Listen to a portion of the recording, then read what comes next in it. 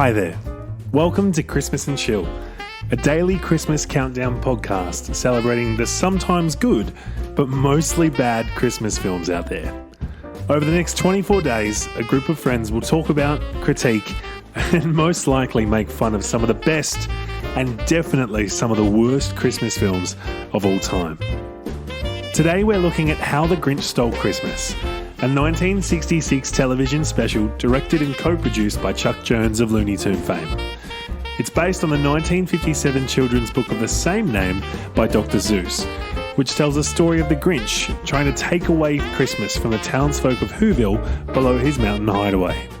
Originally telecast in the United States on December 18, 1966, How the Grinch Stole Christmas went on to become, and still is, a perennial holiday special.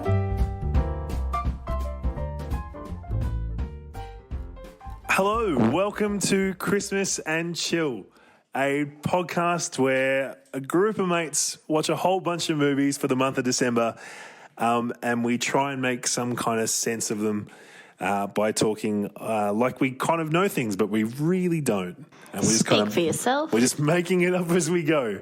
My name's Josh, and I'm joined by a couple of friends. Guys, do you want to introduce yourself? Maybe Maddie, do you want to go first? Hi, my name is Maddie. I'm a film student and I'm in a relationship with Joshua Broderick. Oh, yeah. That's cool. That's relevant to the films. That's good. It is really relevant to all the films we're watching. And who else do we have on the podcast? You have Luke. I'm also I'm a media student. I don't know if that adds to the conversation at all, but it's like we got street cred. New to a lot of the Christmas movies that will be coming up in this series, so you'll expect a lot He of. actually hates Christmas. Pardon? Nothing. This is already going really well. It's good. Thank you. And Amy, hey, what about you? Hi, my name's Amy. I'm an occupational therapy student, if we're going along with that. Oh, so the joke there is that Luke, Maddie and myself have all kind of studied arts and been in that area. And Amy has a real job and is a real human as an occupational therapist. And doesn't have an arts degree. and has more practical life skills compared to the other three. But I will say she probably has the most Christmas cheer out of all of us. That is true. That is actually very true. It's very true. Josh and I are new to Christmas cheer. Yeah, I'm very cynical. So am I. I am as well. Yeah, so this is, we did need a resident Christmas expert, so Amy was definitely getting the call up on that. Yeah, but I might not be a Christmas expert in movies, though. The Christmas movies. So what are you a Christmas expert in? Just Christmas.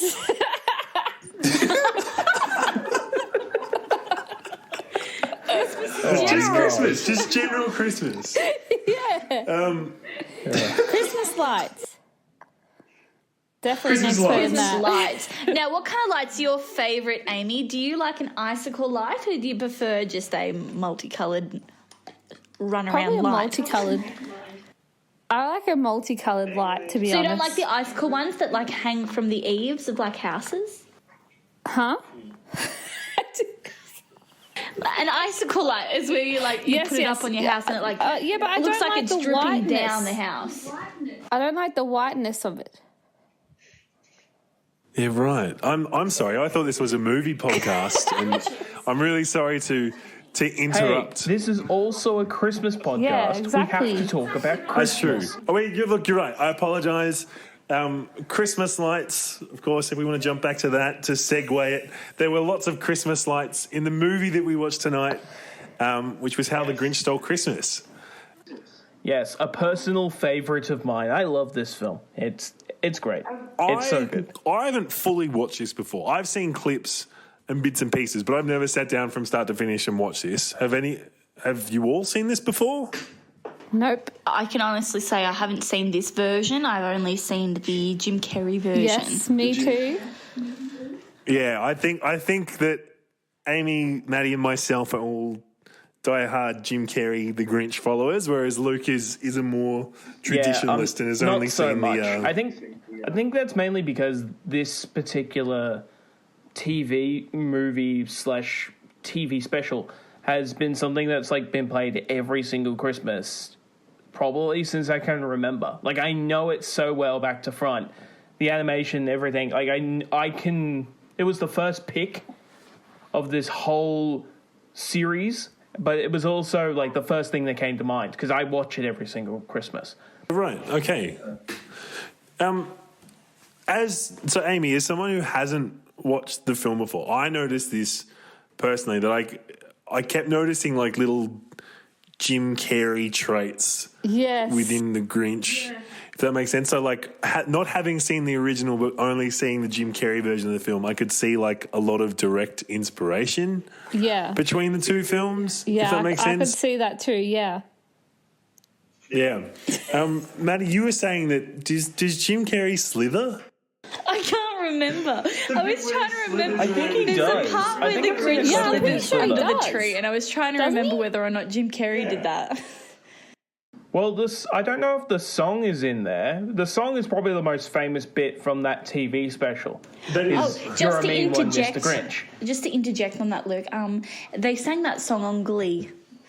Yes, Enjoy what you that's will. why I've heard that song. I was telling Mum that I'd heard it before. Oh, really? Yeah. That's where you've heard this song? Sue Sylvester Steals Christmas. Not from Christmas, but specifically from Glee? Specifically that one episode of No, Glee. because it's a part of our playlist, our Christmas playlist, so song playlist. My God. Wow. Oh, me and Amy, we're one in the same. Luke, for those listening who have never seen the film and have no idea what song we're talking about, what is the song that we're talking about? So the song it goes throughout the whole TV special. It's basically about how bad the Grinch is. And Sing it. how evil he is, because really deep down throughout most of the film he is a terrible, terrible, terrible person. And the song is... I found out that the song is actually sung by the guy who did the voiceover work for Tony the Tiger for 50 years. So he's got a really deep baritone voice. The music throughout is very jazzy, and it's got a bit of it's really, really catchy. And I think because the whole film is also set out like the book, and the same similar rhyme scheme that the book has. That's why the song is so catchy, is it has, it's very rhythmic in the way that it's made. But yeah, it's one of those songs that once you hear one verse, you'll be hearing it in your head for the rest of the day. It just won't go away. Yeah, definitely. The song is called You're a Mean One, Mr. Grinch. Yeah, you're a mean one, Mr. Grinch. Yes. He really is a heel. Don't bring your wrestling terms into That's this the next podcast. sentence of the song. Heel is a bad guy. You really are a heel. That's the sentence of the You're a song. wrestling fan. You were just trying to interject there. No, well, a little Fun bit of that fact, too. me and Josh found this out while watching it. The Grinch is 53 years old. And doesn't look a day over realised that 83. when I was listening to it as well. Yeah, I never realised. I thought the Grinch really was ageless, but he said that he was doing it for 53 years. Oh.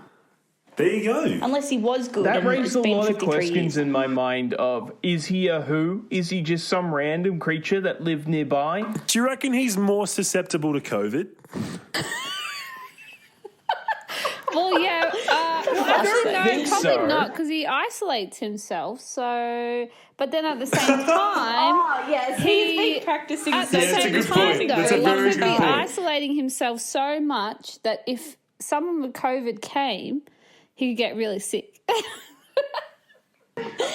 You just know that all the Who's in Whoville got it, and then he's on his little... Well, yeah, he isolated until the last minute where he went in every single house in Whoville. So if someone's got it, everyone's got it. Also, his only friend is Max the dog. Really, he doesn't have too much human interaction, so... And poor Max. It's true. Well, We've got our own Max. yeah, I know. Our own dog heard the word dog and decided to talk. Yes. I'm going to give a break there, and I'm going to cut that small section out of the podcast while the dog yawned. But me and Josh were also talking about this, that the director of The Grinch was actually a director of one of all the Roadrunner and Yep, Chuck Coyote. Jones. Chuck one Jones. of the best The man. Coyote cartoons. animators/directors of all time, in my opinion. Yeah, He's so we were good. I watching love it him. and we were realising how all the looks to camera and the fourth wall breaks are very Coyote and Roadrunner, wasn't it, Josh? Yeah, definitely. I guess that whole comedy style Very Warner Brothers. is pretty cool. It really mirrors that whole. I guess that really Looney Tunes, very old timey, looking at the camera, tongue in cheek, vaudevillain kind of. Ollie thinks so as well. Yeah, exactly right. Exactly. He agrees. Ollie's Exactly the dog, right. by the way, listeners. Yes, our dog is here. My dogs are Our here dog too. is a lot like Max in that we wish he would just go away and crawl up a mountain. But that's. What was that, Amy? You're going to have to put an antler on his head. But anyway. But yeah, Chuck Jones, he's directed, I think he directed over 50 Looney Tunes films when he was doing all the animations for them. And his animation really shows through a lot of the character of the Grinch and Max and all the other characters that are in the actual film. It was a lot more funnier than I remember it being. Because, watching it, you watch it a lot and you sort of take it for granted. Then you realize, oh, wait, no, Max is flying in the middle of the air, or he's being pulled around, or he's having a carpet thrown on his head and he's walking around like he's a little mini Christmas tree. It's No, really definitely. weird. There's, I guess, the coupling of the animation style to begin with, but also the other point that I thought may be worth bringing up is obviously How the Grinch Stole Christmas is an original story by Dr. Seuss. Zeus. Seuss, sorry. Seuss. Seuss. Seuss. Seuss with an Say S. that 10 times fast. Can I just say, it must be the easiest thing to write. Here we go. It's like he's having a stroke and just putting words on paper most of the time. Half the words in the film is just on blingers and sploobos and having some blingers and it's wonderful and it's fantastic. But my God, a good 10 minutes of the film is nonsense.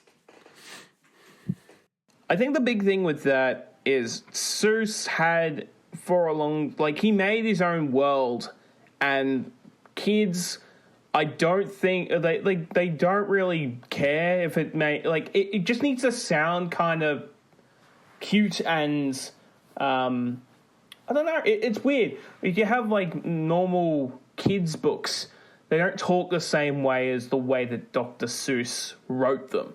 He wrote with very big imagination. A Grinch, really, what is a Grinch? And the first thing you think of is the Grinch from The Grinch Who Stole Christmas. And, Grinchy behavior is someone who is upset and who is sort of, just angry at everything and just doesn't like anybody. So, hats off to him. He's able to get kids to read all these silly words and, yes, a lot of the instruments made no sense. I have a very sadistic, but also I've been wondering this: is Dr. Seuss a pedophile, or was that Walt Disney? No, he is not. I will defend him. No, he is not. No, I'm not saying he is, but I thought I read This is somewhere. a dark part of the I podcast. read somewhere that is all these We got real I think you might dark. be talking Merry about Christmas, Peter everybody. Was it Walt Disney or I remember reading something. Pan author was accused of pedophilia, but it's not Dr. Seuss. This is not very Christmas talk, is it? Amy is our resident Christmas expert. How do you feel about pedophiles? Oh, sorry, I've just Googled it. Dr. Seuss cheated on his dying wife and married his mistress. That's what I read, not pedophilia. Yeah, they're a bit not different. everybody is Every, perfect. Different, aren't every they? author each They're not night the and same stuff thing. find like juicy information about them and discuss. I could. Oh, I can bring it back to the movie. I didn't realize that Boris Karloff, the guy who was Frankenstein, Correct. voiced the thing. He narrated I was and voiced the Grinch. God. I And I love IMDb'd his it voice. after. Yeah. I knew the name was familiar in the opening credits, and I was like, where is it? And then, I had to look it up afterwards like you, because I was like, I know that name from somewhere, and yeah. Amy, as a non-film person, how does that make you feel? I don't know. I'm just here listening to you guys talk about the more serious stuff about the film. I just enjoyed it because it was a Christmas movie. Something I did want to point out is I think that the film itself did a really good job of selling Christmas in the sense Yeah, that it did, actually. the color scheme and the direction and the way that they played with light and colors and stuff really. The who's its and the wuzzles. Yeah, all that fantastical, magical language. It's like it gave you that heartwarming feeling at the end. Like it did come full circle, and I think everything that was in the film, even though it was, so it's a television special, I should probably say. We keep saying film, but it was about 25 minutes long. Goes for 25 it only minutes. goes for 25 minutes. So you get the whole story in 25 minutes, and it's a good amount of time.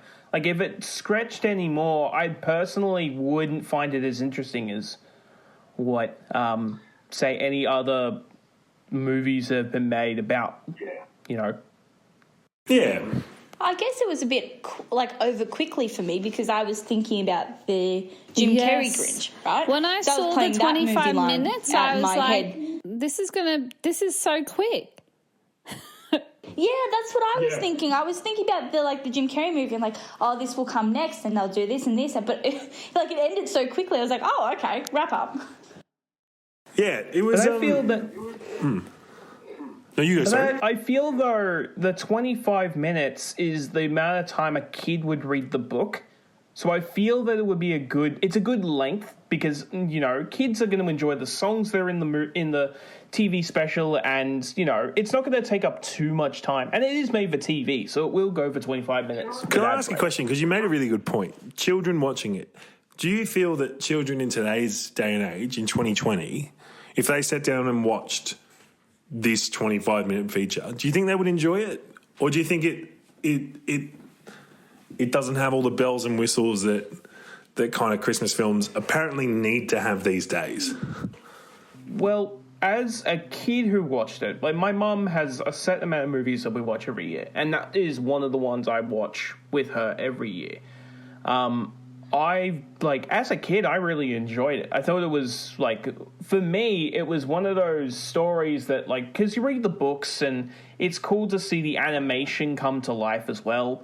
It's better than, sometimes live action you can kind of lose a little bit of the magic that the book has or the show has. So it's like yeah. Yeah, I don't know about today. It'd be interesting to put it in front of a kid today and say, hey, watch this, we'll come back and see what you think. But I don't know if I don't know if kids would enjoy it. Especially, and the reason that I asked the question is because there is another Grinch movie that came out recently. Oh, I forgot about that It's one. purely animated.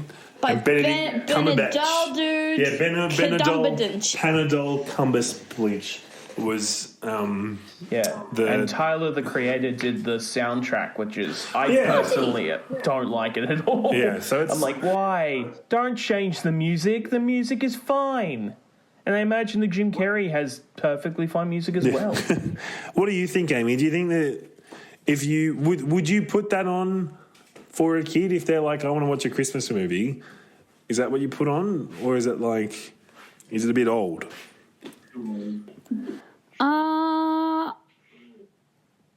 I mean, I may lean more towards not.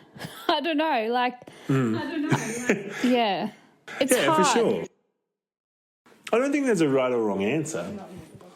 But it's interesting to think about, I guess, that...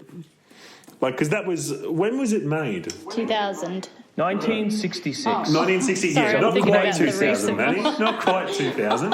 I'm thinking 3 about years the younger No. than my mum, No, apparently. it was made in 66. Well, Yeah. that was when it was first broadcast. It was in 1966, and for a long time, it was played relatively frequently. Yeah, for sure. Yeah, 100%. But then at the same time, like, if the children or the kids, like, knew about Dr. Seuss and all that, then they may be excited to watch it. Because it's like, as Luke said, it's like very similar. that's a very The good point, animation actually. is very similar to the books and everything. So, like, it's like kind of the books coming to life. So that might be exciting for them. Yeah, that's actually a really good point. It's something I hadn't thought of. But yeah, especially given the time, that would have been a really big deal. I'm going to ask all of you, did you like the film? Maddie, do you want to go first? What did you think of the film? Did you like it? Yeah, I liked the film. Going back to what you said before, like what we were all talking about, I don't know. I think if I saw that as a kid, I would be scared. Purely, I say that because me and my sister. There is some really weird imagery, Yeah. especially with the The Grinch. smile when he does that, Well, he looks like a turnip. He's got like a turnip head. Like, it's really. I didn't realize like how weird his actual head is, and he's kind of fat and like. I just think like the way, like his voice and the narration and everything. Like me and my sister were shit scared of the Jim Carrey one when we were kids, but we still watched it. You know what I mean? Like I was watching that and being like, I'm getting flashbacks. Yeah. Like it's the same thing. Like the Grinch is supposed to be creepy, and like the Benedict Cumberbatch remake, I guess, is a way to make that story more fantastical and cute to children. I guess without him being entirely creepy like the original and the Jim Carrey version. Where do you think... This is obviously day one of a bit of a Christmas movie journey. Mm-hmm. But where do you, at this time, think that this movie will rank at the end? Do you think this will stay within your top 5? I don't know if it'll crack top 5 just because of the list. We've all Yeah, put that's what I was movies gonna we like say on the too. list, so I was I think like- our movies are going to be in the top 5, and this wasn't particularly my movie. But I do like The Grinch, and I think it would be pretty high compared to some of the others. Cool. Yeah. What about you, Amy? What do you think? Do you like the movie, and overall, do you think that this will crack your top 5? I like the movie, but it's the same as what we were saying. Like, I've watched the Jim Carrey one so many times because my brother loved that movie. So it was hard to, like, compare and all that stuff. But I still thought it was a really good movie. But I don't think it will crack my top 5. Yeah. No, look, fair enough. What about you, Luke? This is so for full disclosure, we've all picked, I think it was 4 or 5 films each to put on the list, and this was the first pick is 4 to 5, yeah.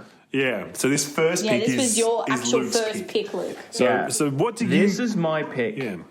What did you think of the? So first of all, I mean, it's probably a bit redundant, but did you like the film? And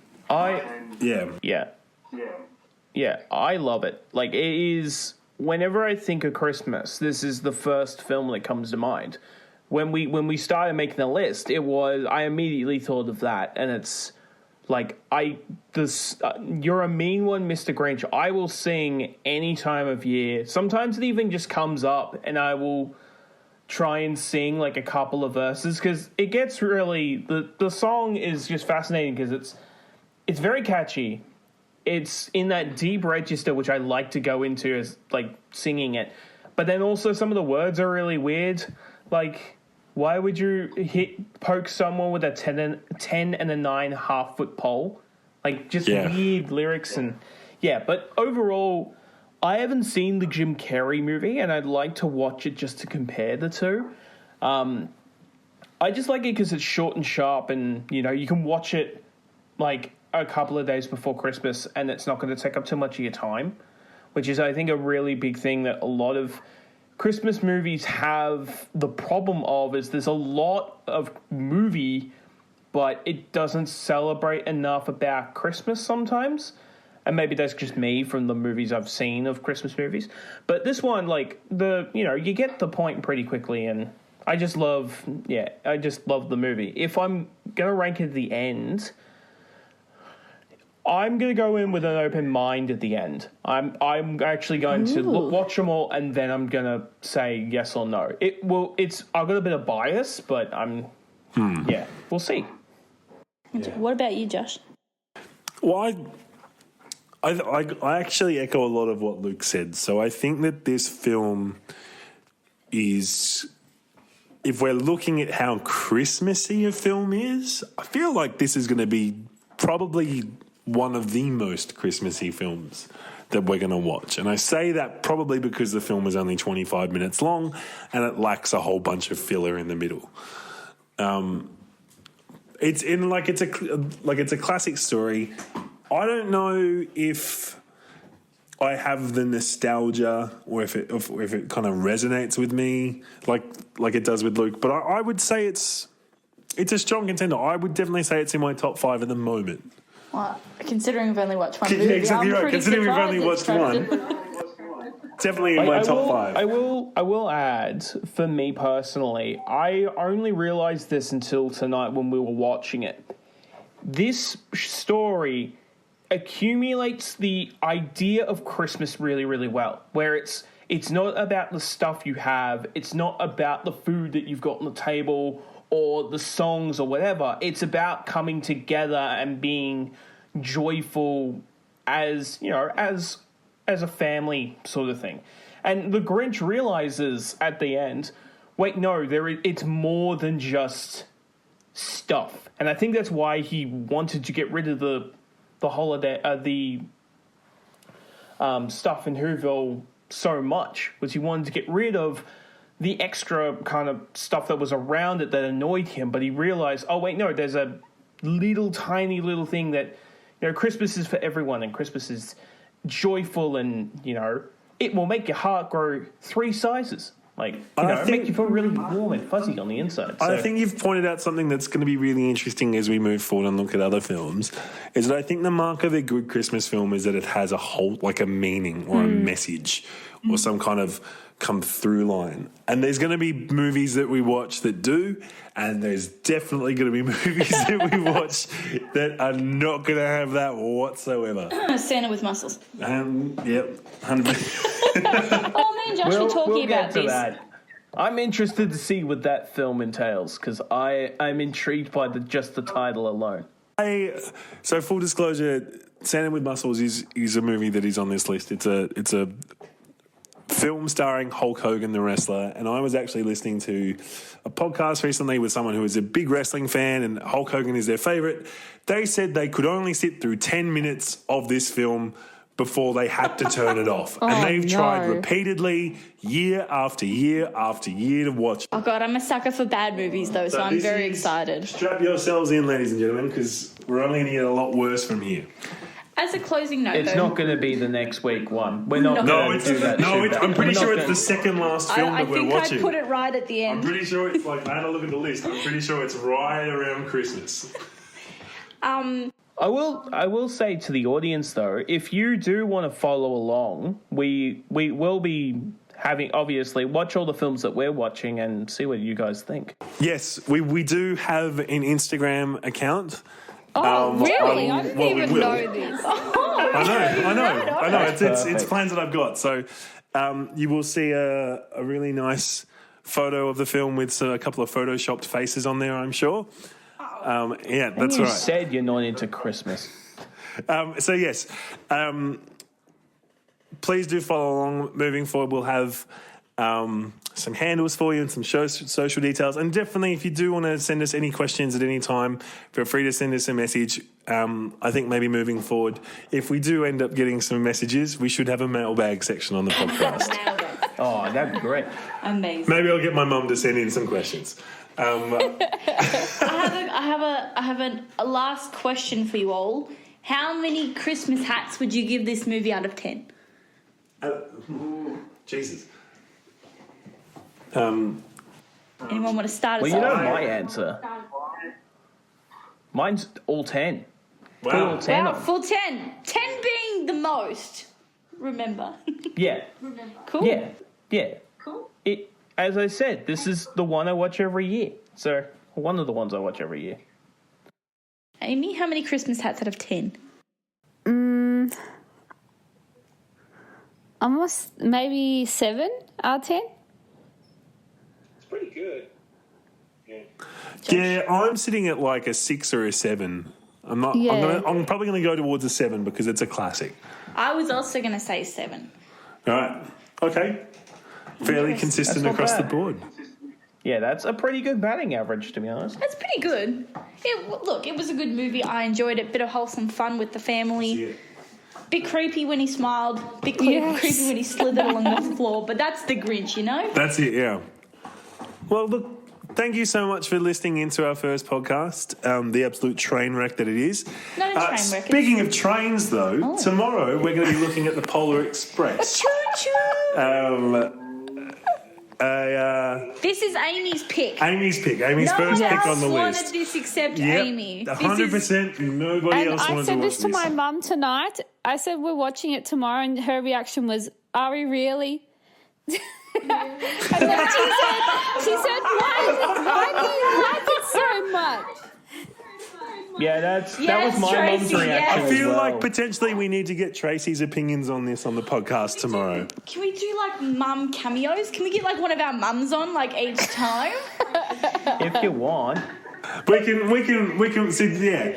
Developing podcasts. It's going to be interesting to see where this goes in 24 days. It'll be good. I hope it's going somewhere good. Once Please again, sponsor it. thank you so much for listening, guys. We'll catch you tomorrow. See ya. Bye. Bye bye. See ya.